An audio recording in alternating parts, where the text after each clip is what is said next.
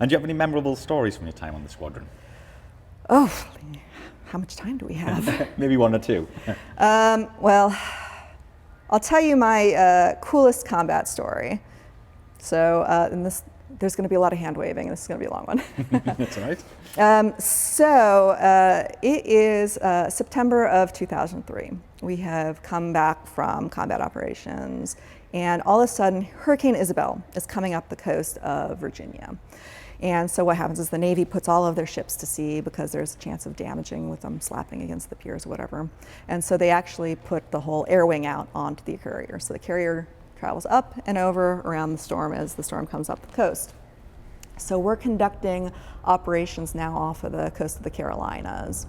And naturally, the carrier just managed to find the worst pocket of air that it was possible. So we're trying to land, and we have a wingman who has no ACLS, no ILS, and no HUD. So basically anything that tells them where the carrier is broken on their jet. So they're flying welded wing to us, and we're in the middle of this massive thunderstorm.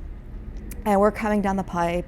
We turn up the radio frequency to the tower, and the first thing we hear is, "Wave off, wave off!" I'm like, okay, that's not good. So then a few seconds later, another screaming wave off. And so like our pilot's like, yeah, hey, we're gonna go hang out on the tanker until you find some clear air. Cricket, cricket. Hey, 99, your signal divert.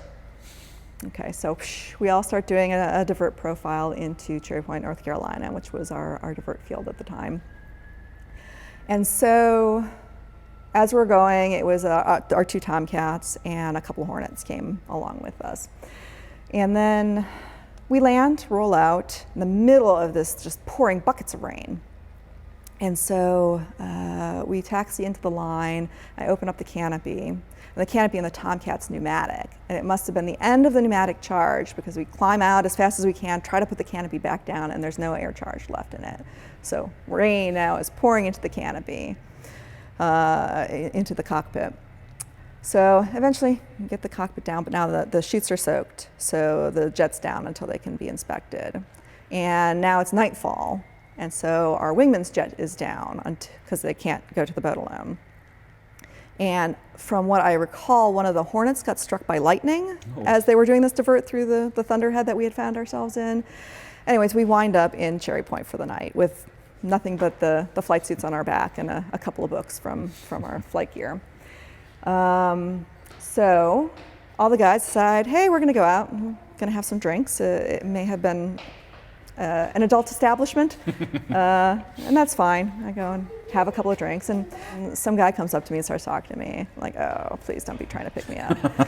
But you know, la la la. Especially in that establishment. Exactly. So then I was like, oh yeah, we were practicing call-ins at Dare County, which is the bombing range that was down there. Were you doing that? Well, I wasn't today, but some of the people from our carrier were.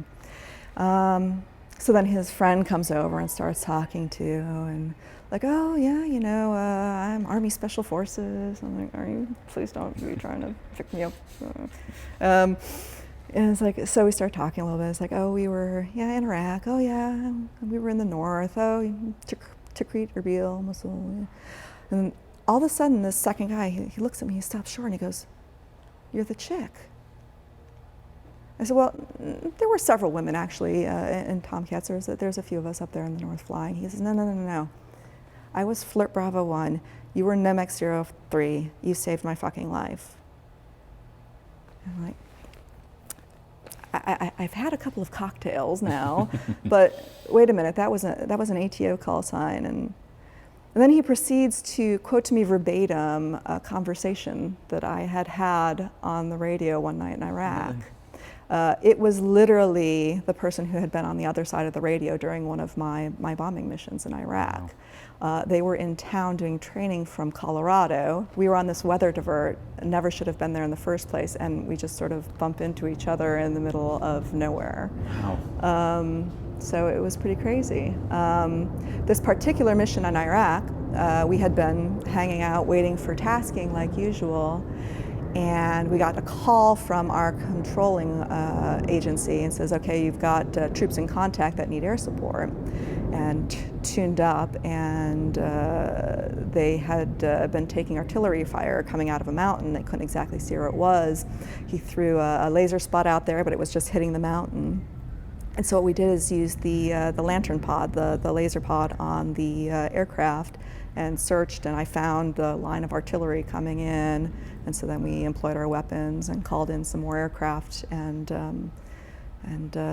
basically took care of the threat that was overrunning them. So That's a crazy story. Just Isn't it- randomly bumped into. isn't it absolutely insane? Yes. I can't make heads or tails of how that happened. That must have but- felt good though, when actually meeting the guy in person. Well, and it was a really horrible period of time in my life. I came home from the war to find out that my husband had a girlfriend, Oh, and it was one of those things where I had a lot of depression going on and questioning why was I doing all of this, and why was did I make poor decisions.